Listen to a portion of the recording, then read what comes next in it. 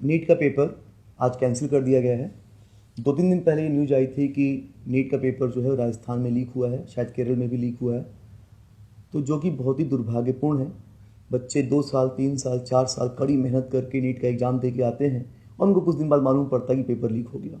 ये बहुत ही डीमोटिवेटिंग है, खासकर उन बच्चों के लिए जो बहुत ही सीरियस होकर बहुत मन लगा के पढ़ाई करते हैं और उनको ये न्यूज़ मिलना बहुत ही दुखदायी होता है।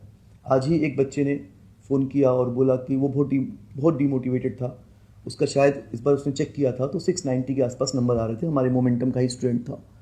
तो उसका कहना था कि सर मेरे इतने अच्छे नंबर आ रहे हैं, अब अगली बार टेस्ट होगा कि पता नहीं कैसा आएगा, क्या आएगा। तो मैंने समझाया उसको कि तुम इस परेशान मत हो, तुम इसको एक अपॉर्चुनिटी की तरह लो। मैं बाकी सारे बच्चों से भी कहना चाहता हूँ कि इसको आप एक सेटबैक की तरह ना लें, इसको एक आप अपॉर्चुनिटी की तरह लें। जो भी आपको 1 महीना 15 दिन और भी टाइम मिलेगा, उस पर आप मन लगा के पढ़ाई करें और इसको फिर से कह रहा हूँ कि इसको एक मौके की तरह लें।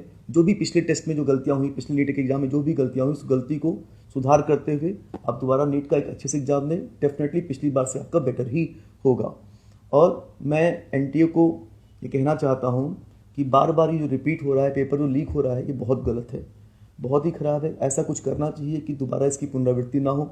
2024 में भी लीक हुआ था, फिर से इस बार लीक हो गया, तो ये बहुत ही गलत है। मैं एचआरडी से भी कहना चाहता हूँ कुछ स्टेप ले, ऐसी कुछ संस्था बनाए जो भी नीट का एग्जाम कराए वो पेपर लीक ना हो। अब क्या बोला जाए इस पे। 2024 में भी नीट का एग्ज़ाम कैंसिल हुआ था, 2026 में फिर से नीट का एग्ज़ाम कैंसिल हुआ है।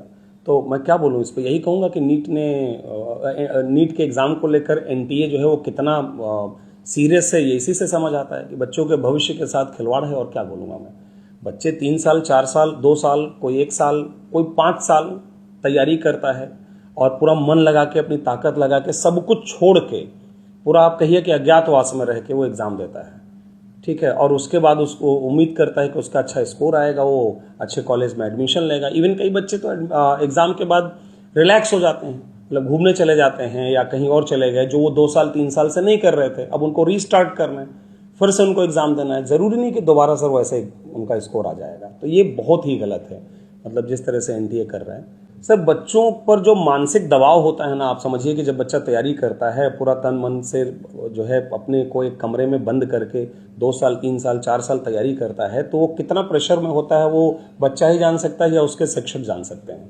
लेकिन आज की डेट में उस बच्चे को रीस्टार्ट करना है। अब वो फिर से आए, अगर मान लीजिए बच्चा रिलैक्स हो गया है, कहीं चला गया है, घूमने चला गया है, अब वो वापस आएगा, फिर से उसको रीस्टार्ट करना है, तो ये बहुत गलत है। इसमें एचआरडी को भी इंटरफेयर करना चाहिए, क्योंकि आपने नीट के एग्जाम को बिल्कुल मजाक बना रखा है। यहाँ बात सिर्फ 1 या 2 बच्चे की नहीं है, सैकड़ों और हजारों बच्चों की भी नहीं है।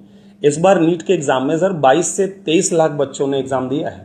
आप समझिए कि वो 22 से 23 लाख बच्चों के भविष्य के साथ एनटीए खिलवाड़ कर रहा है। तो एक तो मैं इसमें ये बोलूंगा कि जो लोग भी इन्वॉल्व हैं, गवर्नमेंट को इसमें हस्तक्षेप करके कड़ी से कड़ी कार्यवाही करनी चाहिए ताकि इसकी पुनरावृत्ति ना हो।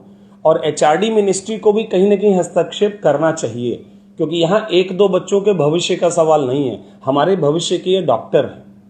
तो इसलिए एचआरडी को भी आगे आके एनटीए के साथ मिलकर कुछ न कुछ तो उचित निर्णय लेना चाहिए सर। देखिए, मैं तो यही कहूँगा कि जो मोदी जी कहते हैं कि आपदा में अवसर वाली बात, कि नो डाउट ये दिक्कत है, सेटबैक की तरह है, लेकिन आप इसको सेटबैक की तरह न लें, इसको एक अवसर की तरह लें।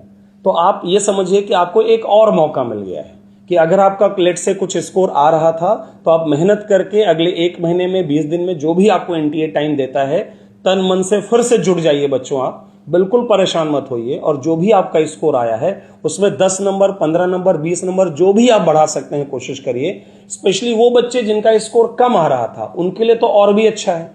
दैट डजंट मीन कि मैं ये कह रहा हूं कि एग्जाम कैंसिल होना अच्छा है, लेकिन अब कैंसिल तो हो ही चुका है, तो इसका जो भी हम फायदा उठा सकते हैं उठाएं। बिल्कुल परेशान मत होइए, आपने इतना मेहनत करी है, अच्छा ही करेंगे, घबराने की जरूरत नहीं है।